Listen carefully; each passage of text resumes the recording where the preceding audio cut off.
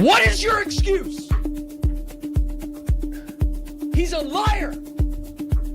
Neighbors with this dude. Claims you only ever met him once. Lived next to him for 20-some years. That's crazy. Proven liar. Advising the President of the United States every day. I need to talk to you about something serious. Last week, I received a demand letter from lawyers representing Kanakuk Ministries, a Christian summer camp in Missouri. They're threatening to sue me for defamation because of something I said on my podcast with Congressman Ro Khanna. Here's what I said. I brought Elizabeth Phillips on my show, and she talked about how Kanakuk employees have been molesting thousands of kids for years and putting them under NDAs after settlements so they can never come out and talk about their sexual abuse and trauma. Kanakuk's lawyers are demanding I take down that portion of the interview, issue a public apology, and stop talking about this. They gave me 10 days. That deadline has passed. Here's my response. No.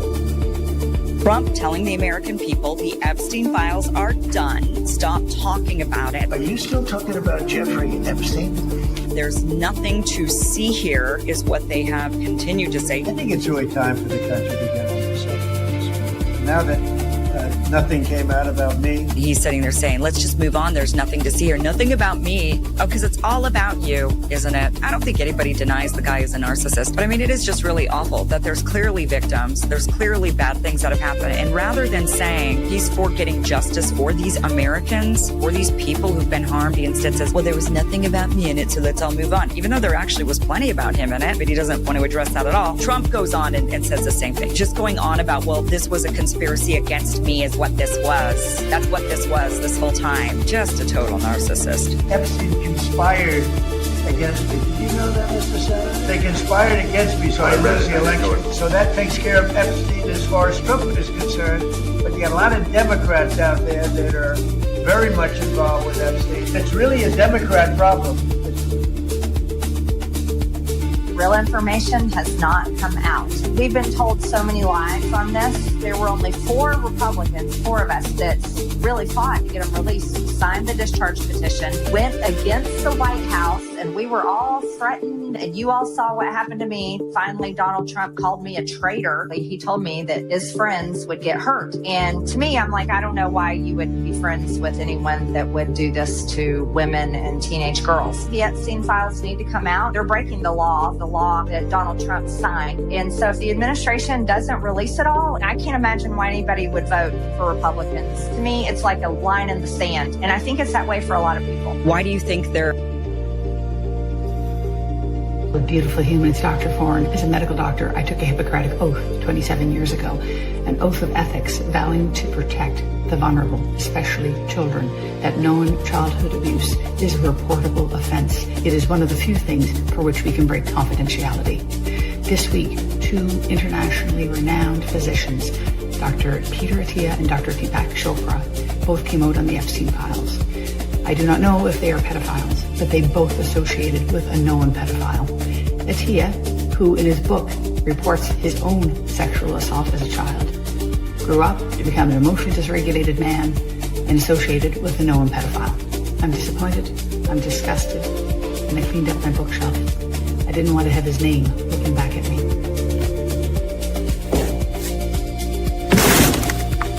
As a sign of resistance and protest, block them. Block Attia, block Chopra. They do not deserve your time or attention.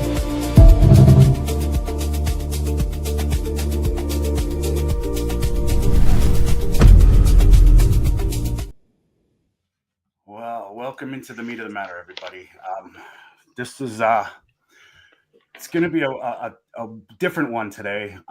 When we first initially started to, just before I introduce our guests, when we decided to do the show about the Peter Attia factor in this. I had to do obviously I wanted to pull some clips and to feel what people are saying. And this was a very hard one for me to even put together, because the deeper I went down, it went into some very dark places. This is very uncomfortable to talk about, but I think it's our duty and our place, and to actually get this, to talk about it, to get it out there. And where this conversation is going to go today, I don't know. We have a couple of very special guests, just to give a little bit of reasons why before we run our little intro. Lisa, we invited her on to do a live chat on Friday, I believe, and it got messed up with our technology. The internet wasn't on our side that day, so we invited her back to talk about this stuff on Sunday. Now we're going to get into what her take on this is very interesting. And of course, Dr. Jocelyn Foran, we had her on, funny enough, on Thursday, I believe it was Thursday, and we had a great podcast talking about her stance in the medical system, what she's all about. If anybody, she's an amazing, beautiful soul, and if anybody's interested in finding out that side of things, please go to our channel, go to the live that we did with Dr. Foran. So Mark and I asked if she wanted to come and talk about this, because she put up the video, and if anybody didn't see that in the intro, I've got it. We might play it later, but she basically, said a lot of things that we were hoping people would speak out with in this Peter Attia thing. We are going to get into it today, and I hope people get involved in the chats, and we want to know what you're thinking about this. But firstly, we're going to get into all this.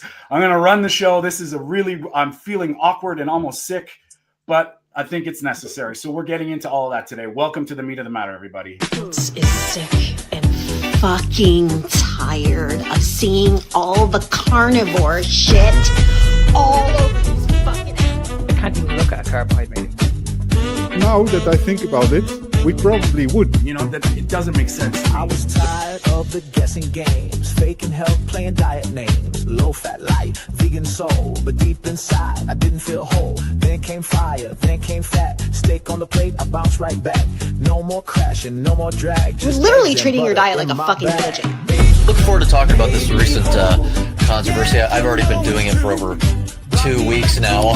Your fiber intake is fucking zero. There is a constant in the calculation. It is the most toxic fucking diet I have ever seen. Ever.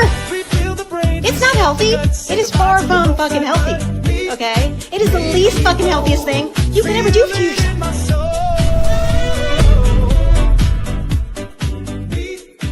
All right, we are live. It is Sunday. It is the Meat of the Matter. Thanks for everybody joining us today. We're going to get into some controversial stuff. I mean, when Mark and I and Peter decided to do this podcast, we all agreed we're going to get into some uncomfortable places. I did not ever think that this would be one of them. And today, Lisa, thanks for coming back and hanging out with us on the prime time, I guess you could say. Friday didn't work out, but thank you for your patience with the technology, and now we have you back to have to kind of sub in for Peter. I think Peter's going through some stuff with his family, so he might be taking a time out today. But thank you for coming on, and we will get to everybody. Mark, how you doing? All good, man. All good. And Dr. Jocelyn Foran, she is amazing. Her content always starts with "Hello, beautiful humans" or "Beautiful human," and we're gonna respect her time. She's very busy, and we're honored that she could come back and talk about this and take it on firsthand. If you don't know, the internet is lighting up with the Epstein files. Now, us in the health and fitness, whatever community, including the carnivore community, which is a big shout out to Brian. Thanks for all your support, man. We appreciate you. We love the carnivore community. We're proud supporters of you, and we appreciate your support. But Dr. Foran made a video with this time, basically saying, first do no harm. That's an oath that all doctors have to take, and clearly she takes it very seriously. So, Dr. Foran, can you sort of walk us through what's happened from your perspective with this Peter Attia? When you found out, how did you feel, and what sort of led you to make that video? Thank you, and thank you for your kind introduction to Tony.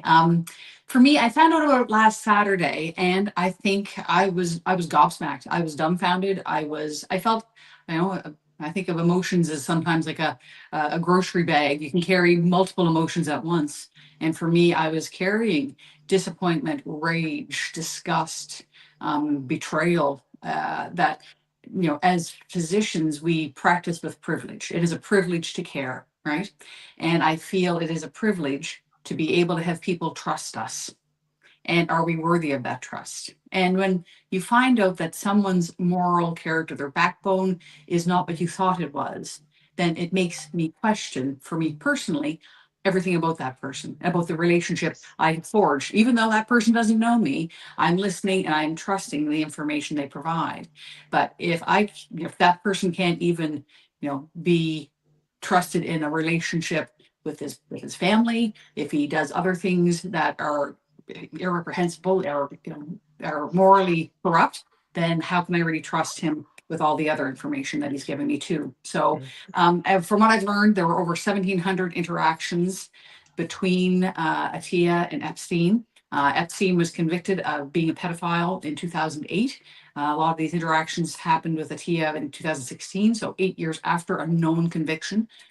Being a pedophile, and yeah, the emails themselves were disgusting, right? So this isn't just like a one-off mistake.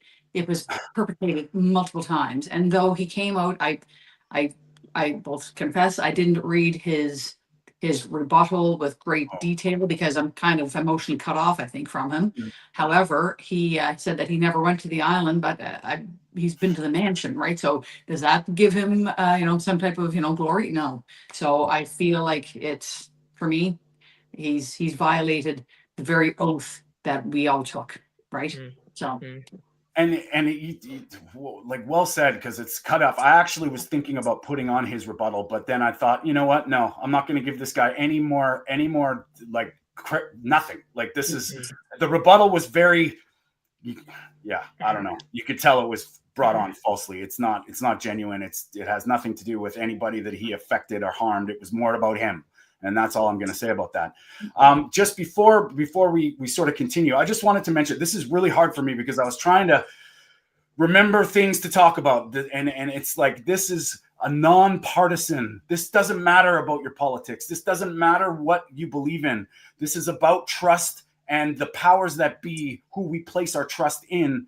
We have all been, wherever you're coming from, you must have felt it. And I'll just add on that, Tony. I mean, this is why we should be all united together now after all this, because what's going on in the world at the moment, it's pretty clear to see. We've been lied to for a very, very long time. So whether you're on the left or the right or whatever you are at the moment, this should open your eyes now and say, you know what, enough is enough now, and we need to all start uniting together. If that's going to be the main message we get off this podcast, and that's what people need to listen to. Yeah, I agree. And Lisa has an interesting take on this because, Lisa, you didn't know who Peter Atiyah was. And then I think you found out from me telling you want to come on Sunday, and then you get thrown into this hornet's nest. So I wanted to maybe get your take on this. Yeah, absolutely. So since Friday, I was like, who's this Peter Atiyah of which you speak? Because, like, you know, I'm not an American and, it's not all over my news feed.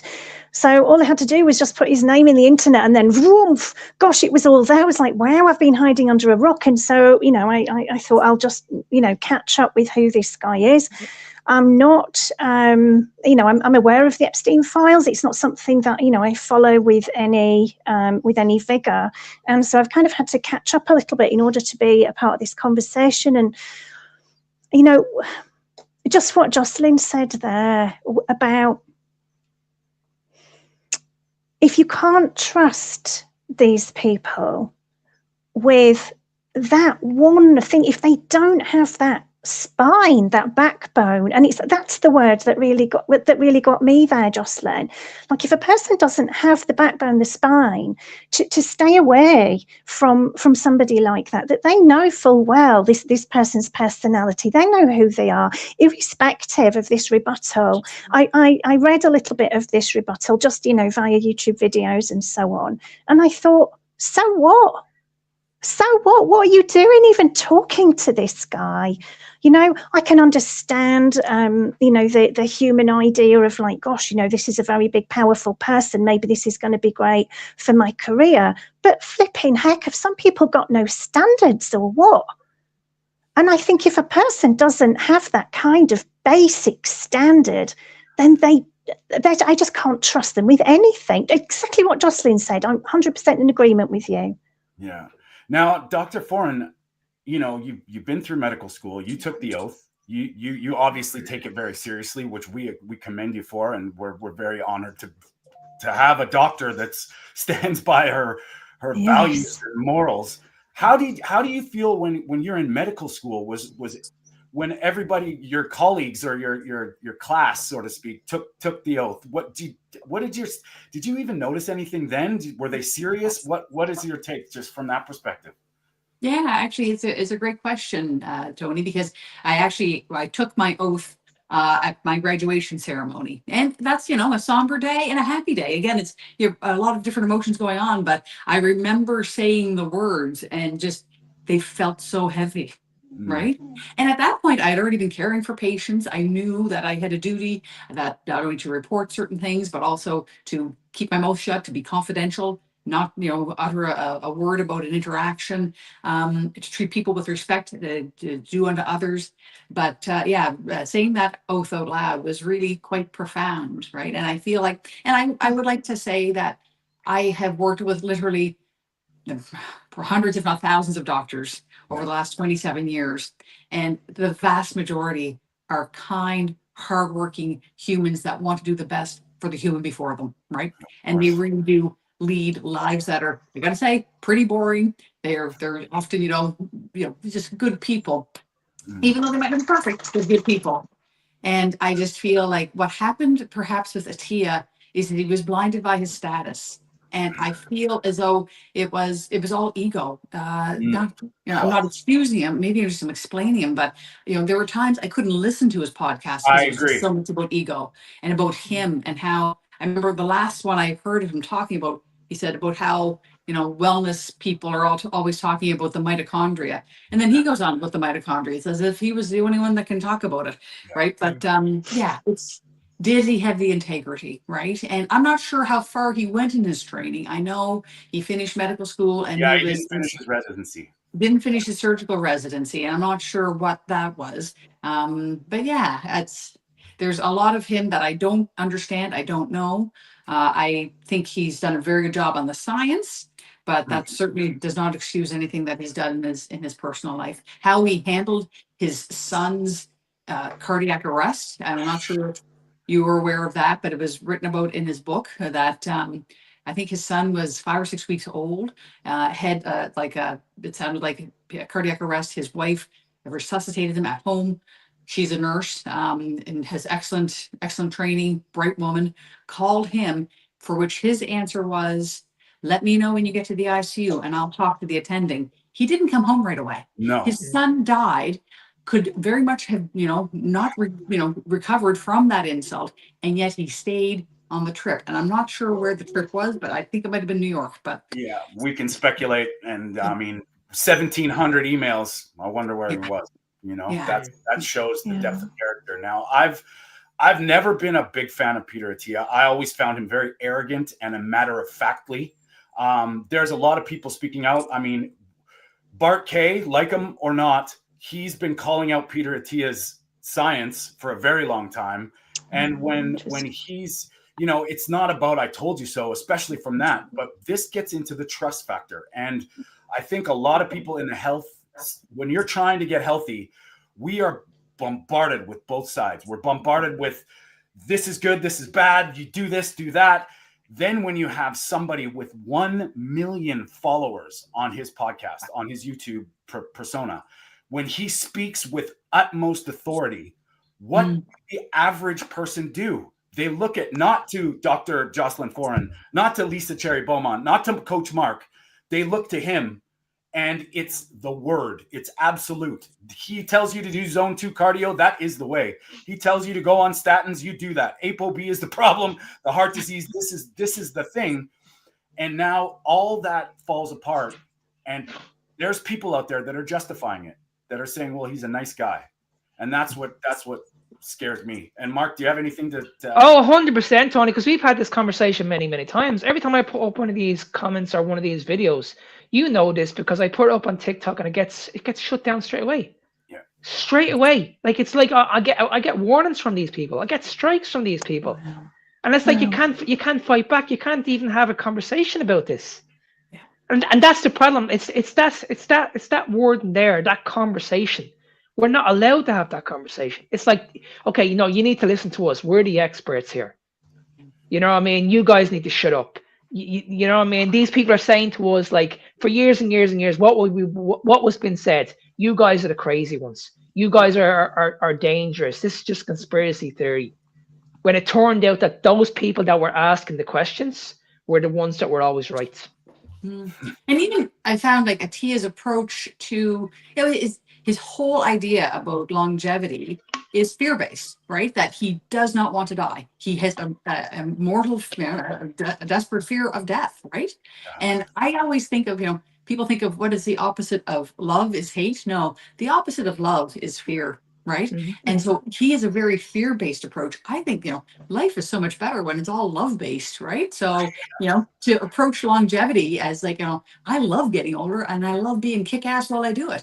With Atiya, it was all very polypharmacy, right? So he was constantly hacking everything from metformin to SGLT2 inhibitors so he could just urinate out his glucose. And it just, I don't know, it felt like he was always trying to, he was playing the system, and who knows, maybe he was encouraged to do that from sponsors. I have no idea, but it felt very odd that he would be taking all these drugs, trying to, with known side effects. SGLT2 inhibitors are not anything small to play with. Can I just say, Jocelyn, I know I said this when you did up the video yesterday, but honestly, I salute you, like, honestly, unbelievable, because, like, this is what we need. We need people like you that are coming out of the system and saying, well, hang on a second, I need to question a few things here. This is not going right here. Whereas I know there's a few people in the system that already know this, but are not deciding to make that decision because it could be financial, it could be political, it could be whatever the case is. But it's such a shame that, because I know you're not the only one. There's many people that are in the system at the moment that know this is happening, and they're not deciding to come out, and that's what's really frustrating. That for me is the biggest frustrating part. Yeah, and Lisa, not knowing so much about Peter Atiya, obviously, this is kind of you just had the bombardment where, all of us, I know just from knowing you guys a short amount of time, you've come to these things on your own. Dr. Foran, you mentioned you did, in our video, you learned zero about nutrition in medical school. Lisa, I know your story. You something happened to you so profoundly that you had to start speaking out about it, right? Yeah, so how absolutely. do you, how are you processing things right now? Like, what are your thoughts on that coming from, somebody that's in the UK that's not necessarily Peter Atiya known anyway, if that makes any sense? Yeah. Well, I have to say, what you mentioned is people sticking up for him and saying that he's a nice guy and everything. I just think that really says a lot about society's mentality, doesn't it? It's like still grasping after somebody that it's all out there in the open what kind of a character this person is. How anybody can be so blinded by saying, he was a good person, and just he said, he didn't mean anything by it, and I just think it leaves me with a really bad taste in my mouth about society not actually seeing this for what it is, but actually again just making excuses for something which is obviously a lie, a cover-up. It's evil. It's very disappointing, about society in general. Well said, and that's where I come into, as hard as this is to say, silence is complicity. I don't give, we all need to be speaking out about this and not putting up with it at all. Like, there is, in a court of law, I don't know what would happen, but these things are, for any normal person looking at this whole situation, this guy, I'm sorry, is evil. And I'm going to hold back because there's a lot of things I really want to say. And I mean, I've been known to do my rants, but this isn't the time. This is the time to really, really get uncomfortable, talk about it. And, you know, Lisa, this is, I'm so sorry we put you into this situation where, you know, we're going to be, you know, pedophilia, really? But this is the crux of it is this person was trusted and celebrated, and look at what's happening. So there's no excuse. Now, I want to take a little bit of a turn because today I didn't know where we were going to go with all this. And there's a lot of people that I confided in through the pandemic, through my nutritional journey, through my health journey. One of them is a fellow Irishman with Mark. His name's Ivor Cummins. And as far as logic goes, with his take on metabolic health, what he's done in the past was arguably life-saving for me. And when he came out, I didn't know that he had a problem with Peter Attia back in, funny enough. And I want everybody, because like later on in the podcast, I think there's a pattern here. And I have a theory that sort of dawned on me doing all this research that, and Dr. Foran sort of hinted on it. I think Peter Attia was manufactured by the deep state. And if you pay attention to all the clips that we're going to play today, there's certain times that sort of stand out when this all started, when he's flipped, and we'll get into it. But I want to play this from Ivor Cummins just to kind of set it up, and then we can all talk about it. Okay, guys, this is a killer compilation. So I've done all the work. I've pulled together a ton of the incredible stuff that's coming out of the recent Epstein release. And I've put it all here together for you. So please share, subscribe, and absolutely comment down below. This one's a doozy. You don't want to miss it. But it's pretty disturbing stuff. And I wonder how widely this attitude is taken amongst the elites, to be quite honest. Now, I'm going to finish with this one because it's a personal note, in a sense. So this guy, Attia, way back in 2018, he came out with a lot of pro-pharma, anti-coronary calcification guff, and I took him on with data on Twitter. So he blocked me. And then afterwards he said, I don't agree with a thing this guy says about heart disease, but I assumed he was just wrong out of poor knowledge or ignorance. Now, I'm nearly 15 years in the science of cardiovascular disease, diabetes, insulin resistance, etc. I have a massive worldwide network, in fairness, and absolutely everything I've said on heart disease is correct.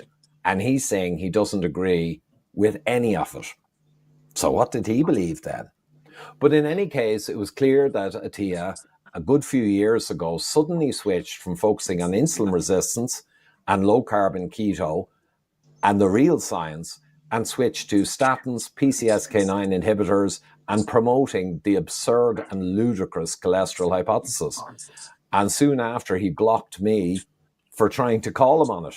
So I was kind of interested the other day when it turns out he's up to his neck in the Epstein files. 1,700 mentions and emails, etc. And there's articles in all the lamestream about this, and obviously he's in a pickle now. No schadenfreude on my part, but poetic justice, yeah. Okay, so I'll start with you, Mark. How do you feel about that? Like, what? Sickening, absolutely sickening. It really is just absolutely sickening.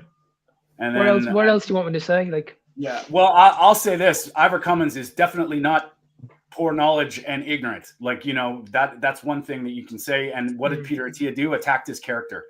Yeah. That's classic character assassination. And we're not surprised, though, are we? We're not surprised.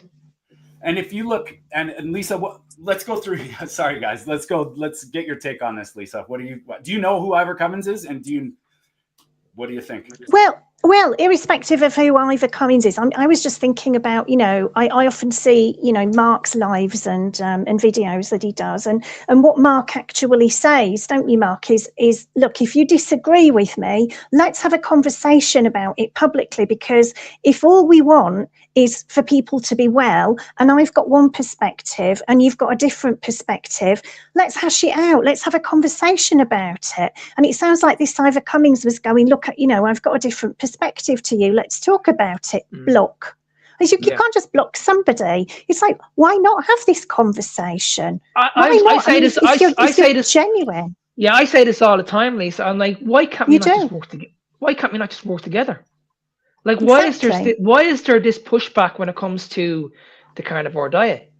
Like, I just don't get it. I just don't get it. Like, people are just like convinced that it's never going to work, and then you have over 1 million people in the world that have, put most of their symptoms into remission, all from high cholesterol, by the way. You know what I mean? And it's like, how can you argue against this? Like, how? Like, it's unbelievable. And that's why I get really frustrated when I do these videos, because it's like, these people just don't want to listen to us. Yeah. You know what I mean? It's just crazy. It's so much of a mindset, I find, because you look at, so much of medicine is a fixed mindset. If I do this every time this way, it's going to be perfect. And perfect is a tall and wobbly pedestal. Perfect doesn't like to be challenged. But science is a growth mindset. Good science is. And science grows by challenge. The whole idea of the scientific method is that you go into an experiment planning to prove yourself wrong. Yes. And if you weren't wrong, right, then okay, you might have something. But can I just add as well, if anybody who thinks that this is not a problem, then you're the problem. It really is that simple. Yeah, I don't care what anybody else says. If you think that this is not a problem, then you need to look at yourself. You need to look at yourself in the mirror. Definitely, definitely. I reached out. Attia wasn't up for the challenge with Cummins. That's why. Right? So he went into protection mode and defense mode, and he's like, I'm putting up a wall. Now, he mentioned something before. I know you wanted to say something, Lisa, but I'm going to put this timeline back on stage on the show here. Now, you look at his timeline where I'm going to get your take on this, because Newsy, if you don't know who Gary Taubes is, this guy, like him or hate him, was against was basically screaming the sugar is a problem, insulin model. Peter Attia started the New Science Foundation, which is, Gary Taubes, if he's one thing, he's always spoken out about, we need to get the science in order to do these tests properly and expose these trials. He clearly had a shift. Because you would not go into business, let alone endorsement factors, and associate yourself with Gary Taubes if you felt that he was wrong. Because, I have seen some debates with Gary Taubes and Stefan Guillenet and all these people. This doesn't make sense to me, where you're like, hey, let's start a new foundation to bring new world thinking, the low carb model, so to speak, into the forefront, and really go, and then all of a sudden have a 180 and go right against everything. And now, because we all have seen Peter Attia's arrogance, I'm not going to deny that. Look at what happened. He did a complete script, and when our flip. Now, when Ivor Cummins said when this happened, this timeline coincides where he switched. He left. He launched Newsy in 2012. Then by 2014, he was blogging, and his podcast came out in 2018. There was a definite shift. Was he bought and paid for? I know, Mark, we've talked about this with Eddie Goki, and Eddie Goki thinks that there's something's going on where these influencers are all of a sudden jumping ship or flipping their script on their belief systems. Why? Is there money involved? And I don't know. What do you guys think about that? I've always said there is. Go ahead, sorry, Jocelyn. Go ahead. No, I think because the letters with Attia, I think they were, at least some of the ones I saw, they were dated 2016. Yeah. So he was making that, and even Deepak Chopra, right? Yeah. He was making, inroads often for money, right? Yeah. So he was, he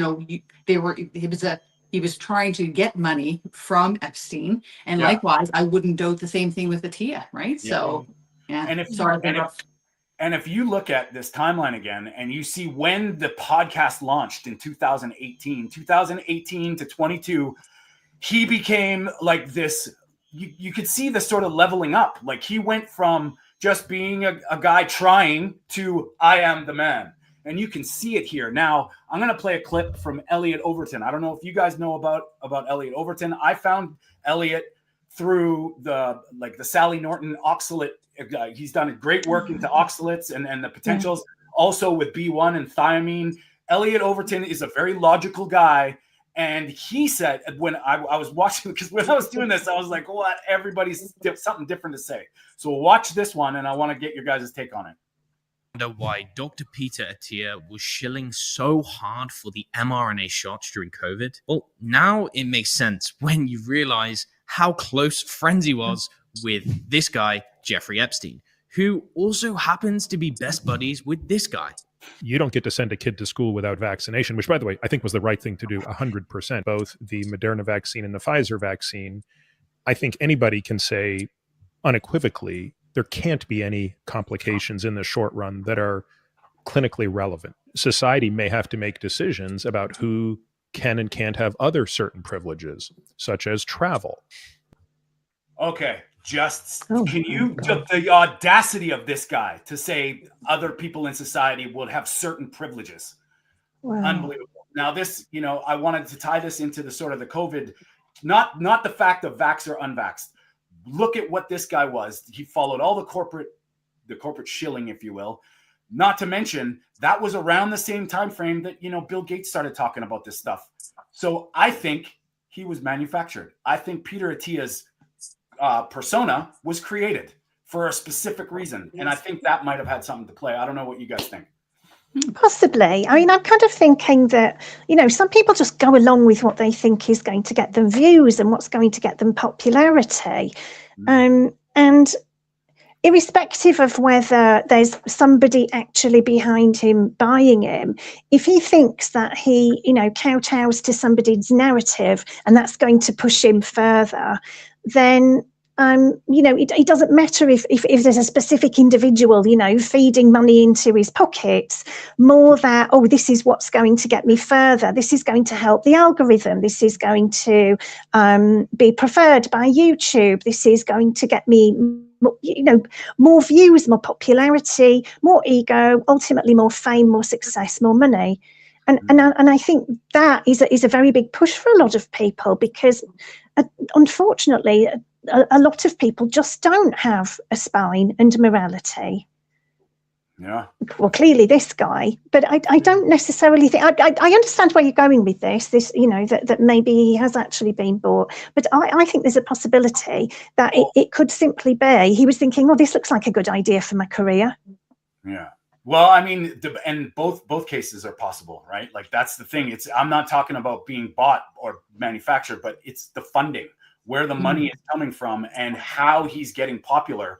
And if you look at his rise to fame, he's all of a sudden on all these podcasts. He's on everywhere, and then he's a CBS health advisor, This is crazy. Really? Oh gosh.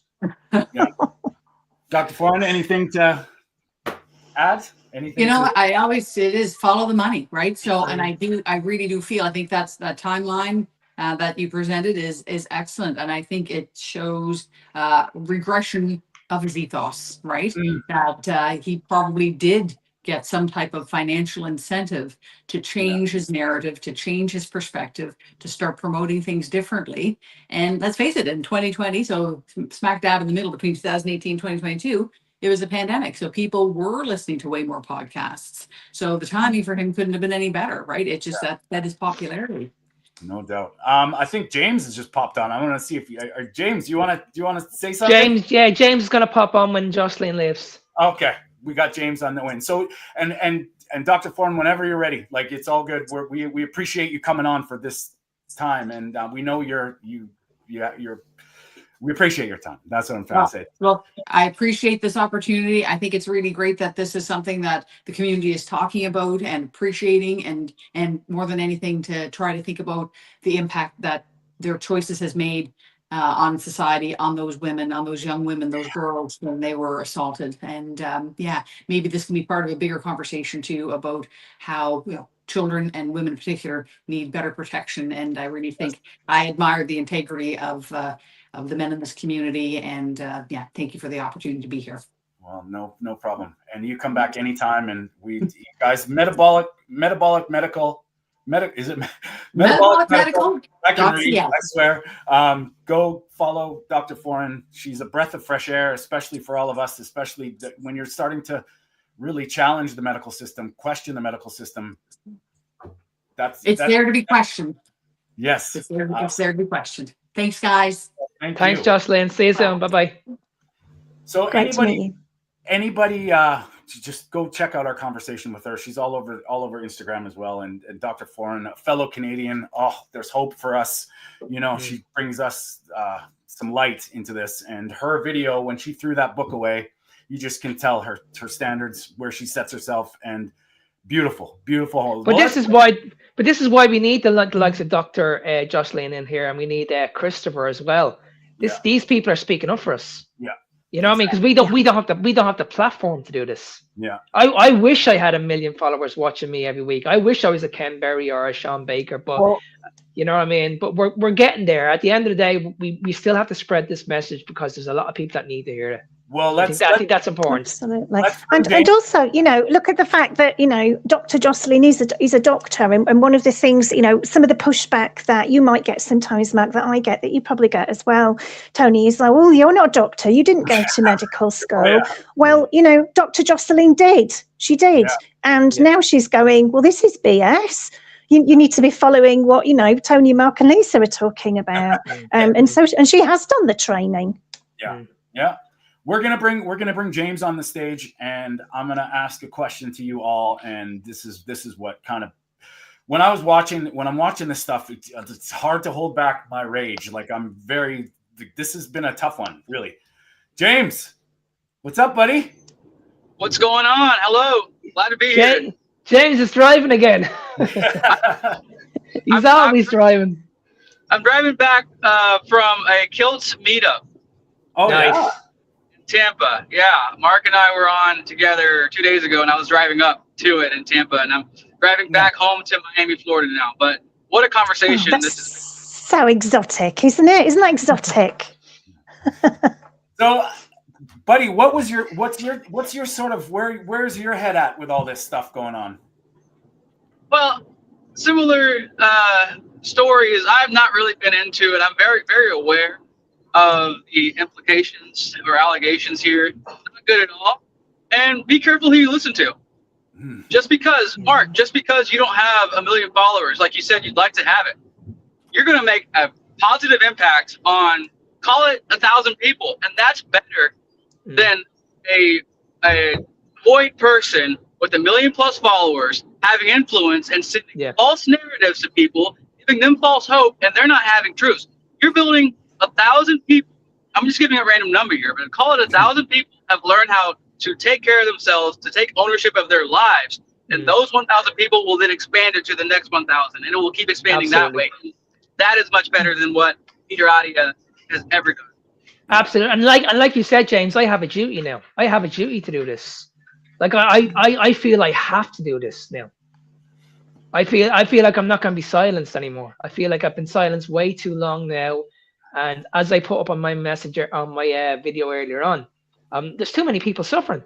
There's too many people asking questions, and they're not getting the answers that they're looking for. And if I can make that small bit of difference in the world, then you can be damn sure I'm going to be doing it. Damn sure. Yeah, and I think the message, you said it right away when you jumped on, James, is like, be careful who you trust and use your discernment. We all have to do this. And I mean, for my whole journey, my whole path, I've been ridiculed. I don't care. That doesn't bother me. But now the people that they reference, or this guy said that, or, well, you don't know anything. This guy says, this is a perfect example. And I know all of us on this screen right now has come into something that arguably saved their lives because of how they felt. And when they stopped listening and started feeling, that's the power. And I mean, I learned stuff about nutrition that blew my mind. I could not deal with it for a very long time. How could society be so wrong about nutrition? This is the foundations of our health, and they're wrong. And it's really tough to swallow. But once you do, and you start to realize and listen to James and listen to Lisa and listen to Mark, all of a sudden these things open up. And I think that's a big, powerful message with this bullshit that's going on. And I don't want to give it any more attention or time, but we have to talk about it. We have to talk about the deeper implications of this, because it's our systems, it's our institutions that we're putting faith and trust in that are letting us down. And if we don't talk about it, it just keeps happening. And that's something that's pretty hard to deal with anyway. But and James, how was the conversation there? Did you guys talk about anything about this, or was it just sort of like we all know? Yeah, nobody talked about it actually. It was a lot about just unity. Look, this is relevant news right now. I think the longer this will be short-term news, as I talked about with Ev Lemon just yesterday. Like, it's the equivalent of somebody in a sense like passing away. We grieve them and we move on. And in this sense, we shame them because of their lack of integrity, and then we move on. And so I think, Atia or Adia, however we pronounce it, should be shamed in this moment, rightfully so. I'll just like you, I'll leave it at a high level. I'm not going to go into detail. And then move on. And then ask yourself, why was I trusting this person? Why was I listening to this person when I don't really, number one, if we talk about metabolic health, know that he's telling the truth. Two, if you look at his history, as you already shared, he's already defected into the high carb and statin space, like he's bought and paid for. So that's where I stand, and I want to land my comment here with back to myself, and I think we should all ask the same questions: is when I was sick, when I was having the depression medications, when I was mentally ill, and I was getting the anxiety medications, the doctor never said to me any negative connotations of you're not doing well. It's just I'll prescribe you. But when I went on a carnivore diet, when I, like so many of us, healed significantly, and I walk in and I get positive reinforcement immediately before I even walk in the room and says, wow, what have you been doing? And I say, eating meat only, carnivore diet. Well, the negative reaction is don't do that. That's not healthy. That's how you come in a bad space. Yeah. Okay, if you just look at the biggest joke in history, we all know what we're talking about. It happened 6 years ago, right? What were we told to do? Now, I've said this many, many times on these podcasts. What was the information back then from the powers to be? All these health experts in the world. All these health experts told us to sit indoors. Sit indoors, watch Netflix. You can order takeaways, but what did they do? They closed the gyms. Yeah. They closed the gyms, and they were telling people you're not allowed to go outside. You can't interact with people. You can't even talk to people. Yeah. You know what I mean? The biggest farcical in history, and we all took all this on board, every single one of us. And when you look at those who were held accountable, has anything happened? When you were watching your loved one die in a hospital, when you weren't allowed to even go in that fucking hospital, pardon my language, it was unbelievable. I was hearing stories on the radio that people were watching their loved ones die through a window. They weren't even allowed to walk inside the house. I mean, awful. You know what I mean? It's just insane what was allowed to happen. What was allowed to happen? Because I lost someone during that time, and I had to watch this on a video feed. You know what I mean? Yeah. It's incredible. My comment, my fundamental view on mainstream medical system is it can save lives, but it does not create healthy humans. No. Yeah. Well said. Yeah, well said. I mean, you just look at Dana White from the UFC saying, "I'll never trust, fair enough. Doctors again, another doctor with my life." But I will, if I'm in an emergency, I'll get, if I break my leg or hurt myself, I want to be helped, but not with lifestyle. And, it's a bold statement. And I think there are, like, Dr. Foran is here, and she's one of the beautiful ones. And I think that's, but I don't think she's, it's the system. It's not the people. It's the people in the system. I think that's our problems. I think the most important thing is, Tony, because we can all agree, like, we don't have anything against these doctors as an individual. I'm sure they do amazing things, but it's just like you said, it's the system that's letting people down, and there's a difference there. You know what I mean? I'm sure all. Go ahead, Lisa. Sorry. No, I do. I really disagree, and if we look at Dr. Foran that was just on here now, she isn't just going along with what she's told to say and do. She stepped out of it and she said, I'm not doing it. I'm not going to, whatever it is that she disagrees with. I'm not going to give you a statin if what you need to hear is that you need to change your diet. I'm not going to give you a vaccine if I don't think that it's for the better of your health.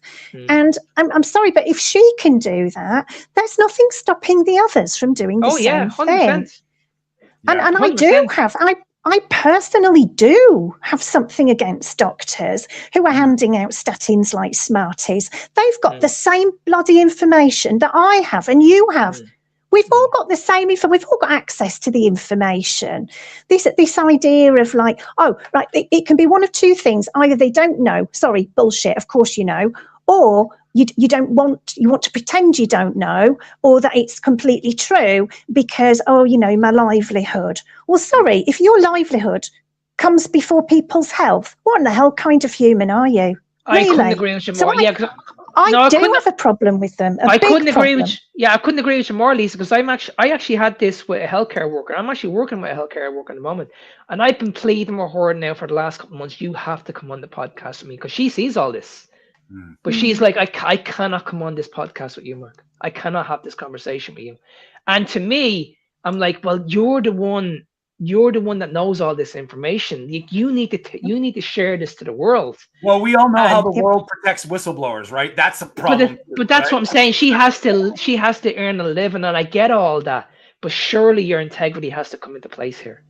Like surely people's health like welfare needs to come into place. The health and safety of people needs to come into place here. It shouldn't be about financial gain. I get that we're all in the financial struggle at the moment, and we all have to get by. But surely we need to look at the bigger picture here. But I'd quit as a doctor and go and work in a shop before I would jab somebody. Lisa, you're right. A lot of the doctors they've stopped their medical practice and they started their lifestyle. But that was the reason why I moved. I got out of the gym industry. The gym industry was destroying people, absolutely destroying. Really? I knew, okay, I can't do this anymore because I was watching people coming in and they were being looked after PTs, and this is no word of a lie. I was watching PTs eating in front of their clients, eating food. You know what I mean? Having obese people running on treadmills. The information was horrendous. Like giving out to these people, shouting at you. How many times do you see these obese programs, and you see all these experts shouting at these people? Come on, you can do more. But in the background, they're still eating shit. Yeah. It's so wrong, and that's why I knew this years ago. I was like, okay, this is not right. Like I always questioned, like why wasn't I taught anything about nutrition? Because when I did my certification, when it came to personal training, they told me you're not allowed to teach anything about nutrition. Your job is just to get people in shape. I was like, how can I get people in shape if I don't tell them what to eat? And they were like, okay, we have to follow the food pyramid. You have to follow the food guidelines. This is the information I was told. Yeah. So when I came out, but that's what I'm saying. We all know you can't exercise. You can't out exercise a bad diet. It's like it's a phrase. Yeah, and then when I came out of that, I was like, okay, well, hang on, this is never going to work for me. So I need to learn about nutrition. And when I learned about nutrition, nothing changed. I was told the same thing. I was like, okay, well, I could have learned this when I done my PT cert. Why did I have to pay for another course to be told the same thing? Mark, that's exactly why I'm not a nutritionist right now, because my school was wrong, flat out wrong. I was arguing every step of the way, and I thought what they were teaching me, the science part, the biology part, the biochemistry part was great. You learn about these stuff, but when you put it into practice, it's wrong. They're telling you that you need complete protein, but the most bioavailable nutrient dense form of complete protein, don't eat. It doesn't make sense. Yeah, and they're trying to move away from that. They're saying, okay, protein is the problem now. Yeah. Fiber is what we should be all focusing on. I mean, just think about that. Just think about that logically. Yeah.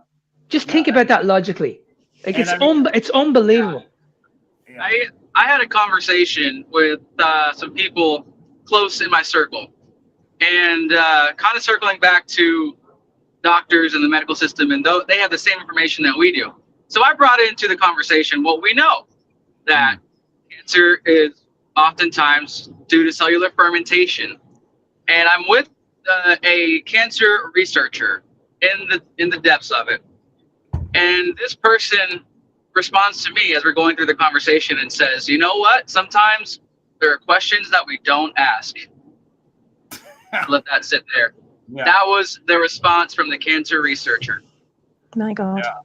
Yeah. And you know, this comes It's scary, down, isn't it? It's just scary. Yeah, it is, Mark. It is. And to tie this back into the Peter Attia thing, that sounds an awful lot like, you know, listen, I know I'm part of this. Trust me, you know, and it's just it always falls back on the faces when, you know, we don't need proof. We have the carnivore community worldwide with I don't know how many people are actively part of it. That's the proof. Do we need science to tell us any different? No. But James will tell you this. We had this guy on 2 days ago, and this is what I kept on saying to him. I said, listen, I have two people here now that are the research here. Yeah. Like I had James on, I had Byron on, and I'm like, what other evidence do you want? And this guy kept on telling me, no, we need to go by the science here. But like, that's it. Like that's it. It's you know like, what? And that's why I was getting really frustrated with this guy. I was like, listen, this guy's not listening to us. But this is the religion of science, and this goes deep. And I'm sorry, but I didn't want to take this Peter Attia bullshit to this level. But once you put on your tinfoil hat and you realize it's all bullshit, all of it. These studies are designed and funded for a purpose. They know the outcome before the study's even done. They just go through the motions to get the result they want. If they don't get the right result, they don't publish the study. It's pretty simple. Like, why do people not get that? That drives me nuts. So all these people, I didn't get a chance to hear you guys with that guy, but I can see where it's going because I'm over this. You say trust the science, or there's no study. We're studying life. We are living it. Yeah. That, and also we shared the same thing with this individual who was very science-based. He had no lack of a spine of any sort. He had no individualism. Everything was we, the studies, the science. And I asked on the recording, point out one study. Just call out one. You're calling out so many generic we in the studies. Just point out one, and he couldn't do it. Yeah. So, and also as a result, like the studies, we don't have to live by them. They're a guide. You're right. They're really marketing tools, marketing objectives, and that's it. And once humans or broader humanity can see that and dissect or discern that, then you realize, wow, like I'm not healthier. As we always say, look in the mirror. Am I actually emotionally healthy? Am I physically healthy? For most people, it's no. Or you're progressing in the right way, then you're doing the right thing. Yeah. Exactly. And if you look at Bart K, Eddie Goki, what they say, what they preach is contraindicated. That word is very important because they're not claiming anything is or isn't. They're saying in all of the stuff that's been put out, it doesn't show. And there's a doctor, his name's Dr. Tom Cowan. If anybody hasn't ever heard of him, go check it out. He's pretty wild. It's wild what his theories are. But he says you don't have to prove something. You have to prove something isn't. And that's good enough. If there was a murder in where Lisa's living and they accuse me of that murder, I don't have to say I did or didn't. I just have to prove that I wasn't there and I didn't do it. I didn't kill the guy. That's good enough. So all these things are pushing us towards this proof, this ultimate proof. It's not proof. It proves nothing. But what we do know is it's contraindicated. You know, I'm not saying eat carbohydrates or don't eat carbohydrates, but the fact of the matter is, if you don't ever eat carbohydrates, you will be fine. You will live. Yeah. That's the thing. It's not about, are they better when you're in a high performance athlete and 10 grams of carbohydrates will increase your bench press 15%. That's not the fucking point. The point is, you don't the point is, like, unless you do it, you cannot keep on telling me it's never going to work. Yeah. Like, you know what I mean? It's just like, it's how can you keep on convincing someone like myself that's been eating this way for 6 years, that's thriving, I'm in the best health ever. You know what I mean? I feel incredible. How can you keep telling me that this is a lie? Yeah. Like, how? And it comes down to that. I think it's about perspective too. What's really interesting to me is about the timing perspective for others And so, Mark, like you said, is it 8 years carnivore? 6. But 6, okay. So you're 6 years, and there's other people who've been obviously over a decade. But for the people who just learn of it and they see you right now, you are their day one. Mm-hmm. And then they try to work from their perspective and speak from their mindset. And then all you look at is it's hilarious from your perspective because you're like, well, funny you say that because I've been doing this for 6 years. Or the other person says, I've been doing this for my entire life. So everything that you're trying to say against this lifestyle is really comical. That's really what it comes down to. But when I look back at 6 years ago, James, this is why I think people need to understand this. I was one of the fortunate ones because I was like, you know what? Okay, I'm not going to be one of those people that's going to rely on medication. I'm going to do this for myself. I need to do this research on myself. Surely there's another way. There has to be. And I think because I was working in the fitness industry, I was working in the health industry, I was like, well, I've been preaching this for a long, long time. I've been teaching this to like coaching this to clients. So it's like, okay, well, I can't be one of these people that's broken and telling these people for years and years and years, you're not broken. You just need to exercise and live a healthy lifestyle. So when I came out of that, I was like, there's no way am I going to see the doctor and be putting on antidepressants. There's no way. No. But I was very, very close, extremely close. Because I was for me, I thought that keto was the fountain of youth. I was like, okay, this is it now. That I can't. There's nothing better than this. Yeah. That's why I like, yeah, you start. Yeah, and you go, what? Yeah, and I'm going low carb. I'm eating the vegetables, and I'm like, okay, well, how can it get any better than this? You know what I mean? And someone just spoke to me out of the blue. I don't know what happened, but this podcast just magically came along, and this just changed my life. Yeah. Changed my life. I listened to this podcast. The first time I ever heard of carnivore, never heard of carnivore in my life. All the questions were going on in my head. There's no way I can eat fat. No way. This is going to lead to high cholesterol, heart disease, all this. But it's like, you know what? I'm just going to give it a go. Yeah. I'm just going to give it a go. I'm prepared to give this a go. And if I get heart disease or heart attack, it's down to me because I did this to myself. When you're looking at a real like self evaluation and you're looking at a good, better, best scenario and like what could possibly the outcome happen. If you look at your life, Mark, you're 50 years old, the 30 days or 90 days of carnivore is not going to be the fact that anything's going to happen. You know, you felt amazing and it's the positives that came out of it. The negatives, we've been doing stuff. But you made a good point there, Tony. This is what I'm saying. Like, people are looking for this quick fix and they think that after a couple of weeks it's going to be a quick fix. Look at Michaela Peterson. Yeah. It took her 8 years to heal. Yeah. 8 years. Yeah. And when people are saying to me like, how long is this going to take? I'm like, I don't know. I can't give you the answer. I have Go ahead, Tony. I have a question for Lisa, because Lisa, you like, do you try things? Do you bring things in and out of your diet? Are you set in stone on what you do? But like, this is kind of, because I think everybody's got their own way, and it's finding that way that works. Yeah, absolutely. Oh no, I'm like you, Tony. You've said before how much you experiment. I'm always experimenting with stuff, and so as you know, I started out as a pescatarian keto person. Wow, I was in great shape.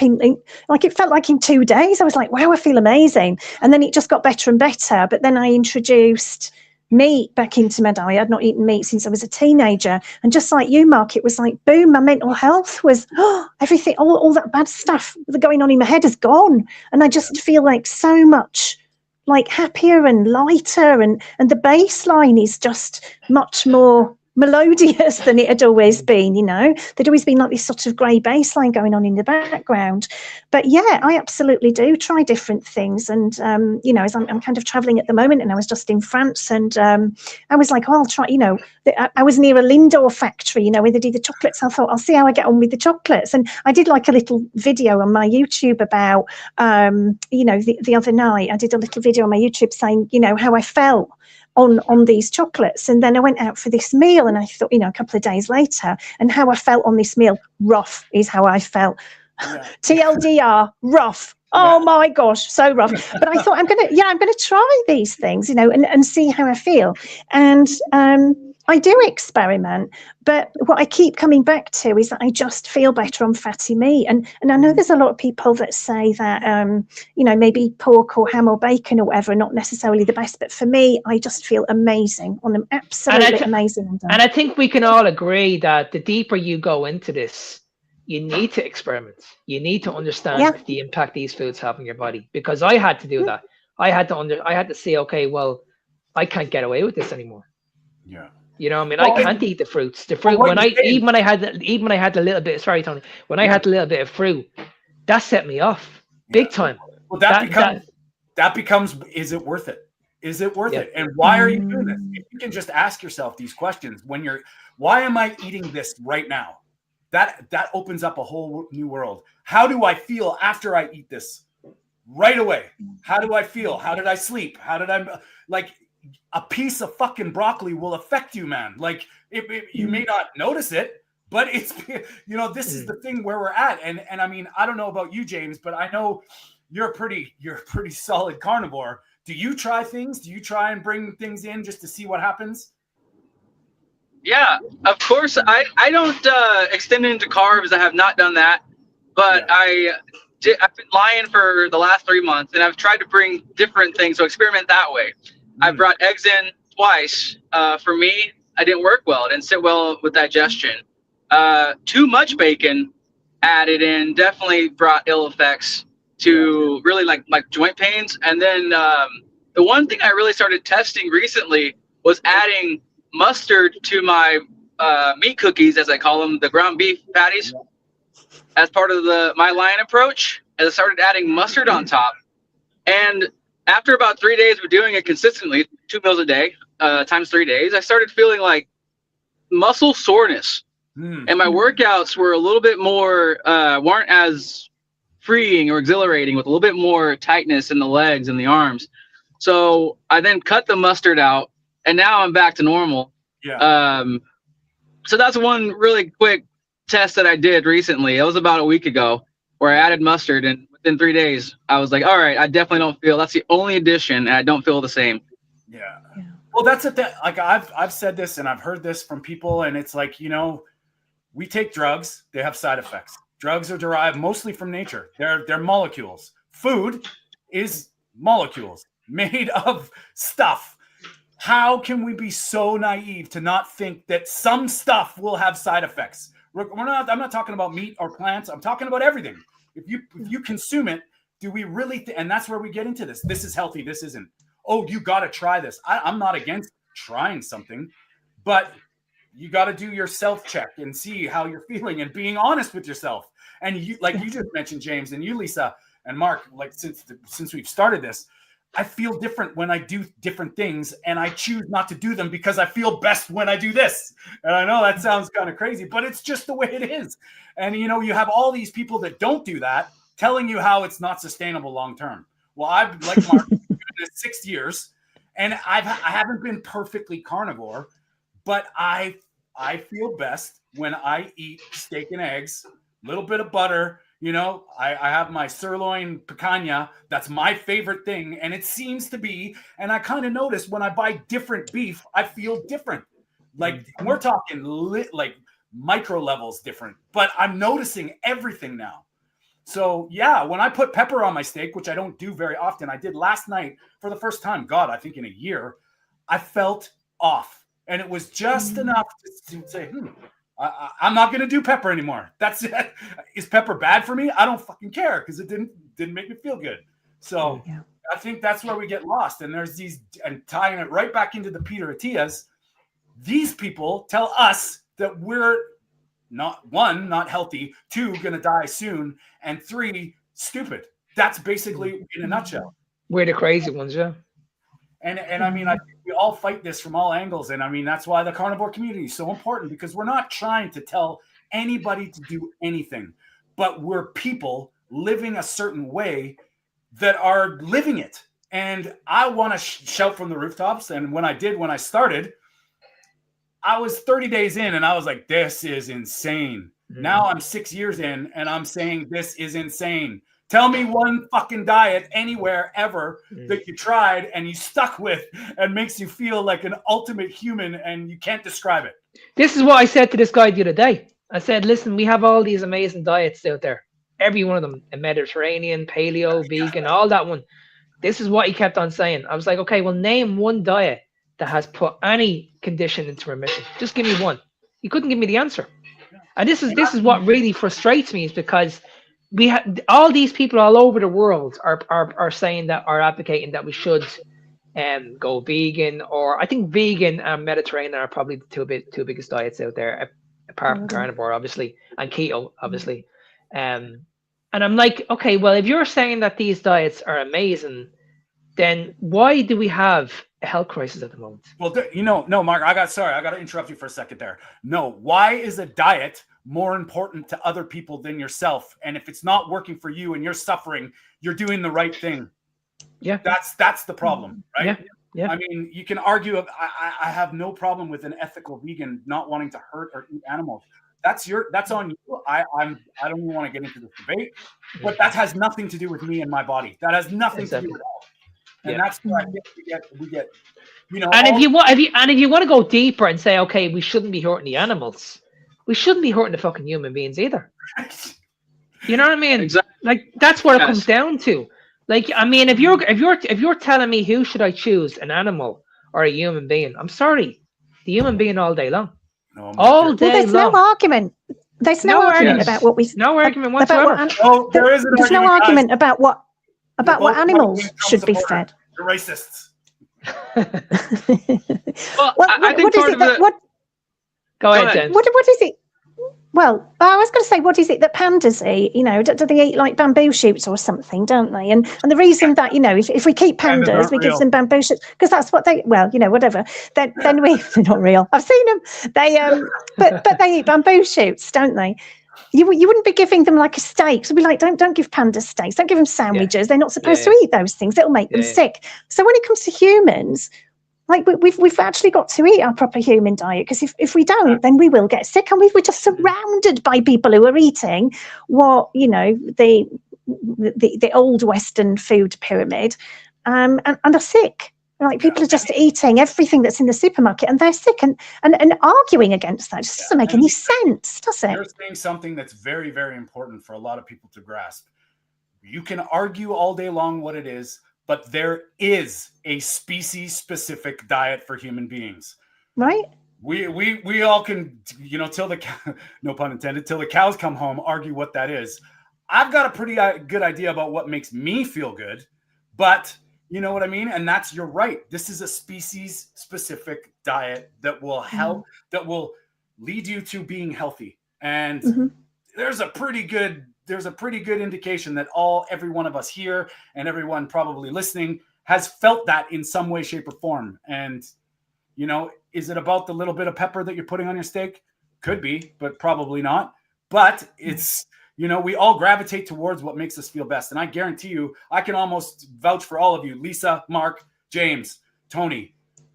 James is on the James diet. Lisa's on the Lisa diet. And Mark's on the Mark diet. And we're constantly evolving and gravitating towards what makes you feel best and optimal. And I think that's something that it's like, it gets lost. The science, the studies. Study me, man. Study me. N of one. And that's you know where I'm at. And it is frustrating. And these jerk-offs like Peter Attia, the arrogance is unbelievable. And it makes me cringe, you know, not only to hear about what he's done, but this is what we're up against, is this main machine telling us that we're wrong, or telling us that we're stupid, or telling us that you're going to die. And like Rick mentions a lot, man, I'm waiting for my heart attack, man. And if I do get one, it ain't because of the last 6 years. My life is in chaos. Yeah. Can you hear me with my earbuds in? Yeah. Yeah, go ahead, James. Okay. Yeah. Well, I was going to say, to your point earlier, Mark, that a lot of people are just taught to regurgitate. And that includes even the doctors who have the same information in the mainstream medical system. And that includes a lot of people who are just taking information. We're just not taught to critically think. I think that's the foundation of humanity, to ask simple questions. But even if someone like Adia has a following, if someone has the funding and the confidence, as you alluded to portray the idea of truth, then people will just accept that without questioning. And I think that's where as carnivore community as a whole has taken that foundation of critical thinking and expanded it, obviously more than just food, but into other areas of life. But ultimately, I think that's where we have to help other people, is to ask the question. Like, I'll just lay the question out when people ask about cholesterol. Well, isn't your cholesterol high? Well, why should I be nervous about cholesterol if I'm healthier? Yeah. Well, I mean, you can scale this back to what happened to me. I looked at all my medicine cabinet and I went, why am I taking this Advil? I have a headache. Why did I get the headache? Oh, it's probably not a good idea to just forget about the reason why I got the headache. Maybe dig into it. Oh, look, maybe you're dehydrated. Maybe you need a little bit more salt. And this changed my life, man. That little thought process, because I haven't taken an Advil, Tylenol, aspirin, any of that for 6 years. What's that all about? You know, this is something that I've been doing. My mom's been giving me, families just taking Advil, hangovers, life, like everybody has Advil in their medicine cabinet, or what, paracetamol in the UK. I don't know what you guys have over there, but this, and now all of a sudden it's like, well, am I crazy? I have not taken one through dental surgery, through this, like not one painkiller. And have I been in pain? Yeah, but I mean, is it manageable? Which is wild too. I mean, I think we can all. And isn't it amazing that every single one of these people say that you can't do the carnivore diet because it lacks vitamin C? Now, I've spoken to you many, many times about this, Tony. I haven't had the flu in 6 years. 6 years, and I've been told now many, many times that if you have the flu, you need to have vitamin C. I haven't had any vitamin C, so you know what I mean. That literally destroys that argument. Yeah, it's like, you know. Wait. How's the 6 years of suffering with scurvy going, Mark? Oh man, I can see your gums bleeding from here. Oh, I'm telling you. Oh my God, that's so funny. It's yeah, so it's honestly, so it's just crazy. Like I'm lacking in vitamin C. I need vitamin C, but you're talking to someone that literally has not had a flu in 6 years. When's the last time you were sick, Lisa? Oh goodness. Well, it was quite recently because I was quite recently because I was in a car crash, so it kind of it kind of did shake me up a little bit. But sick from for being sickness itself, not really. I've been a little bit under the weather here and there, now and then, but I don't know. I'm sure you shaked it off very quickly though. I do, and that's the thing. Yeah, I do, and I generally don't. To be honest, I'm not a sickly person, or touch wood. Touch wood. I don't like to say that, but generally, I'm not a sickly person, and I never really have been, because I have always been one of those sort of cook from scratch sort of people, and so I've not been one of those that really pumps myself full of highly processed foods. And I think, well, highly processed foods for a start, and also medication. But I do what you do, Tony, which is if there's something up, I'm like, right, I've got a headache. I don't think to myself, oh, I'll take a paracetamol. I think to myself, right, why have I got a headache? Have I not slept well? Is the air stuffy in here? Do I need a walk? Do I need to sleep more? Do I need to drink water? I think I'm like, right, and I'm a very intuitive person, and so I try to think to myself, right, what's going on? Why have you got a headache, Lisa? Oh, I don't know. Well, if you did know, what would it be? Because I haven't really drunk much water today. Go and get some water. Do I need some more salt in my diet? And it's the same with anything. If I get like, I don't know, I've got an ankle pain. What's that all about? Oh, I did have some peanuts yesterday. Oh, it's the peanuts, isn't it? Yeah, you chase it back, and that's the experiment. Like when I say we become our own N of ones, like that's the same kind of the talk that just gets normal now. Like whenever I'll ask you guys about this, but I'm like super intuitive in my body. Like I feel everything. Sometimes it's actually scary because I'm like, am I feeling my carotid artery right now? Like, is this pulsing? Like it's unbelievable how intuitive I get. And then I start going, is this because I'm hypersensitive, or it's not pain? It's just I'm aware of it, and I'm like, okay, what did I do? How long did I stare at the screen? Is this like? It's unbelievable what happens. James, what are you? When's the last time you had a sniffle or been sick? Yeah, I love this conversation. I'll attest to Carnivore helping me not get sick over 365 days. That's something I've called out when we got to the new year. And I recall the last time I got sick, I had COVID first, and then I had the flu. And interestingly enough, I got tested for COVID positive, follow whatever protocol exists at work. And then I get sick almost 2 weeks later. Again, this was a year ago. And I go to the doctor and I say, hey, I think I have the flu. It's funny. He defaulted to saying, no, you have this type of COVID. This can happen. I'm like, I just had it. I got tested for it. Anyway, I get tested. It's the flu. Funny. It can happen. But all that to say, it's been over a year and I have not had a cold. And something that I'm really enthused about by hopefully metabolic optimization is when I have symptoms of a sickness coming on, it goes away within half a day. Sometimes I feel the sore throat. Sometimes I feel a runny nose. And then suddenly it's like the body's recovering quickly and you're not even getting to that phase. Yeah. Yes. I do the same thing. Yes. This is actually what I do if anybody wants to try it. I take a cold shower every day. I've been doing this. It was a New Year's resolution 3 years ago, and I do it every day. I can't take a shower now without flipping it on the cold and getting cold. But whenever I feel sort of like maybe a tickle or just kind of, we all have these off days and I know the body's starting to kick in. I take a 5-minute hot shower, flip it cold, and I do that 3 times. And it's like an energy blast after it. And it's like the immune system comes alive. And I mean, I'm like Mark, aside from one bout of COVID, because I was very run down, working like 12-hour days, 5 days in a row. And my boss had COVID the whole time, and I didn't get it for 7 days later. And then my body finally went, you have COVID. But I mean, it wasn't bad. It was just like, yeah, whatever. But I didn't take any painkillers. I didn't take anything. Good. Yeah. Well, can I add too? If I'm ever sick, I always say to herself, if I'm ever sick, throw me out in the sunshine. Yes, yeah. Just leave me out in the sunshine. Just leave me out there for a couple of hours, and I'll be fine. Yeah. Yeah, I would also say, as a testament to actually healthy metabolism, really, and healthy body, is that I went through this entire year, and I work with people who have kids, and I work with people, obviously other adults, in close proximity, and everybody went around and like, oh, I'm feeling sick today. I'm gonna call out, and the little micro epidemic that happens within work offices happens, and the whole office was wiped out. I didn't miss 1 day because of a sickness. Wow. Well, James, show me a study that proves that. Okay, like what the hell? Yeah. Well, it'll be a while.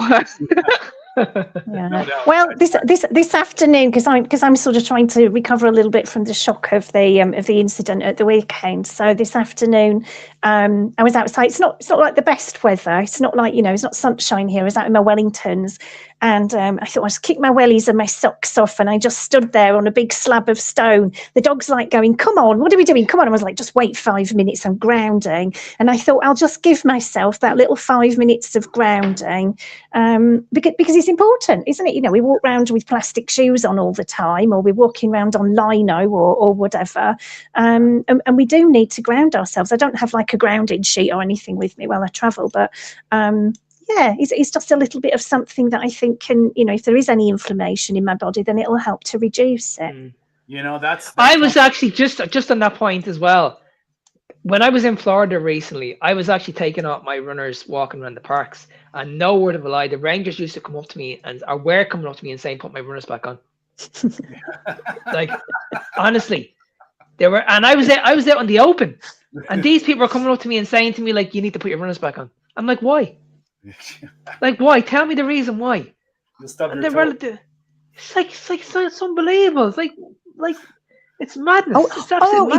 It's because in the States they've got that suing mentality, haven't they? It's like if you hurt yourself on a piece of glass or a stone or I don't know, metal ring pull off a can or something, you might sue them if you've got your shoes on. Right. Like, please don't sue us. Just put your shoes on. Safer all round. Yeah, that's gonna affect my health. But the guy over there is bleeding, eating processed food and all this crap, and you're not worried about what he's doing. It's like the hypocrisy is unbelievable. He's going to choke on a Dorito. How's everybody doing for time? I love it. About another 5 minutes and I'll be done. Yeah. Okay. Well, I'm good. Yeah. Lisa, how are you doing? How's Yeah, I'm good. Yeah, I'm good. Yeah, my dog's calmed down now. He was going a bit crazy. He was humping a cushion when we first started. I thought, please don't do that right now. But he's fine now.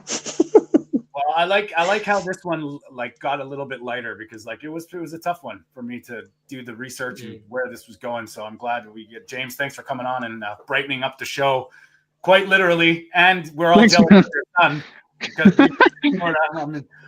it's been raining for 65 days straight here in Vancouver. So we've been.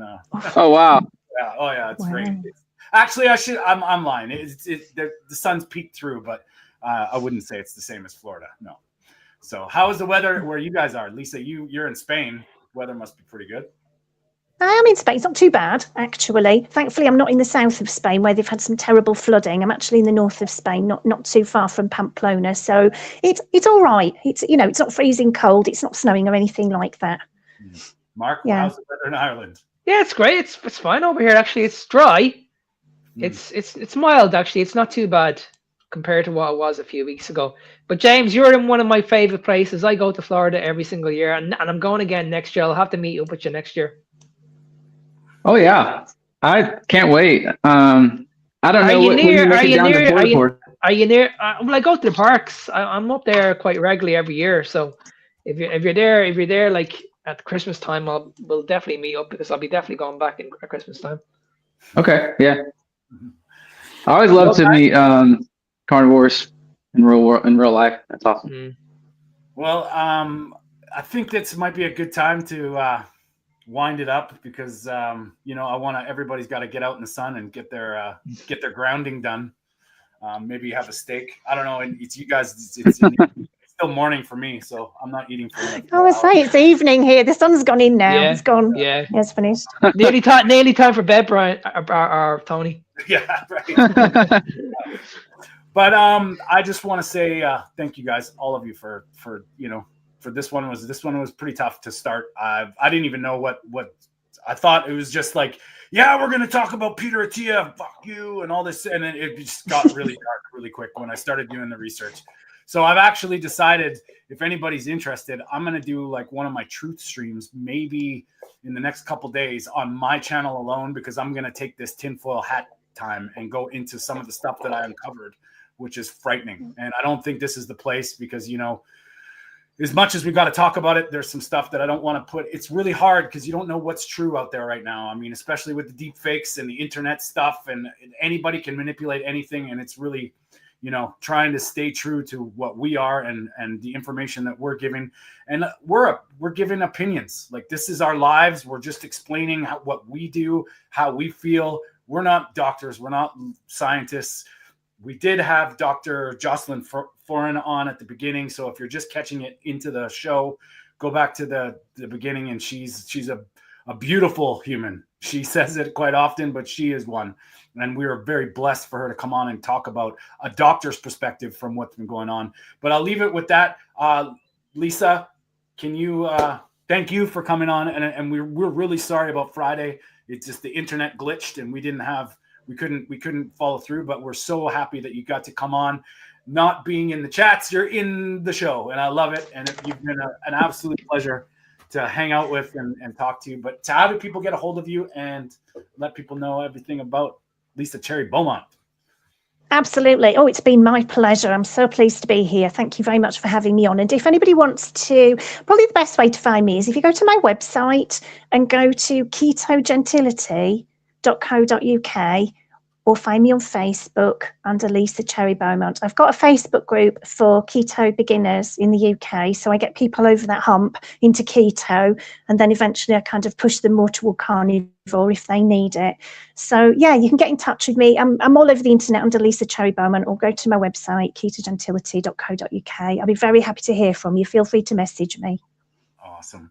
And James, your energy speaks. We can feel you through the connection, buddy. Always a pleasure talking to you and listening to what you have to say. And thanks for jumping on and hanging out with us, because you're always welcome and we love you.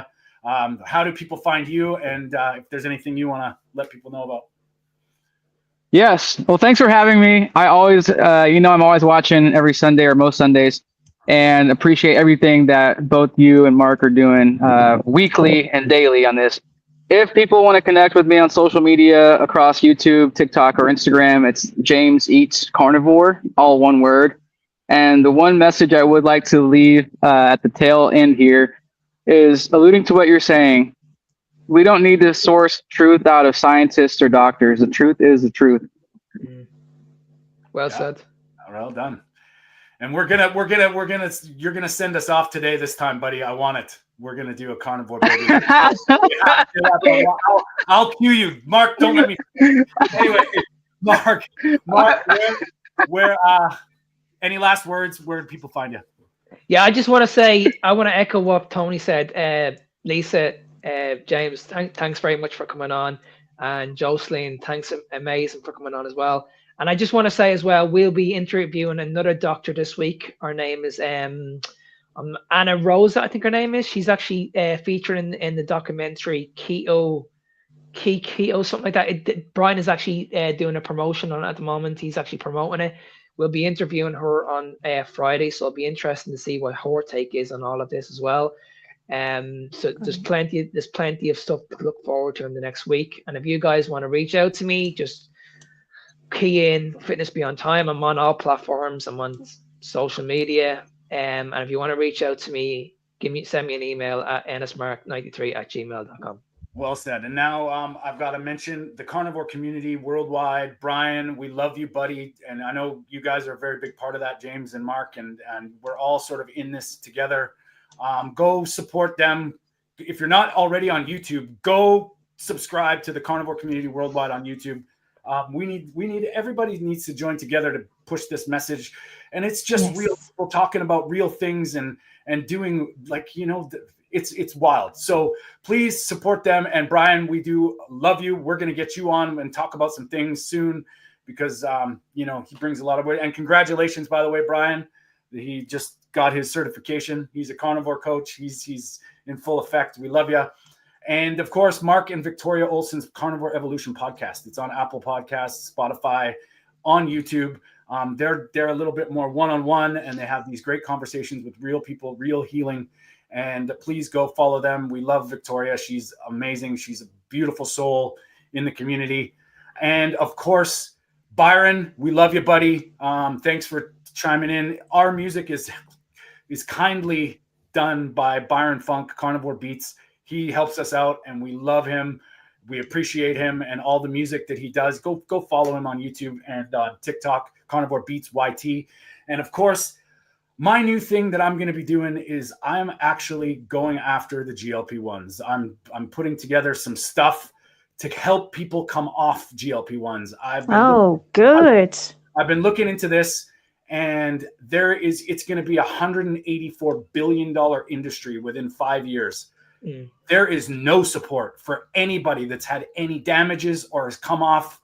And so I think there's a big place for the people that need help coming off. And I will probably be asking all of you to come on and talk to some people and have a place to go with people that are concerned, questioned. And I do believe the way out of that is. And that conversation needs to be made, Tony, because this is the reason why the calorie model is flawed. Yeah. It's not working. If it was working, half the population wouldn't be taking these things in the first place. Exactly. Yeah. So my whole mandate is going to be life after GLP-1s. It doesn't matter how you got there. It's what matters is what you do now. And I think getting a support network for the people that are, it's going to get worse before it gets better, in my opinion. So I'm putting together a platform for people to come and get some help. You can find me at Tony_Food for Thought on social media. And of course, if, like Mark, if you need to reach out to me, TonyStewartCoaching.com. You guys, thank you so much. This was a very hard one for me. I didn't know how to prepare this. I didn't know where it was going to go. I'm really thankful that we got to talk and say the things that we had to say, and then got into some lighter stuff towards the end. It makes me feel human. And I do appreciate all of you. And of course, thanks to Lisa, James, and Dr. Jocelyn Foran. All you guys are necessary. Mark, I love you, buddy. And Peter, all thoughts are with you. And is it your birthday, Peter? What the hell is this cryptic nonsense on our group? We wanted to wish Peter a happy birthday. He's like, maybe not yet. What does that mean? Anyway, we love you, Peter, and we hope your family's doing good. And we will see you all next week. Thank you. See you soon. Bye bye.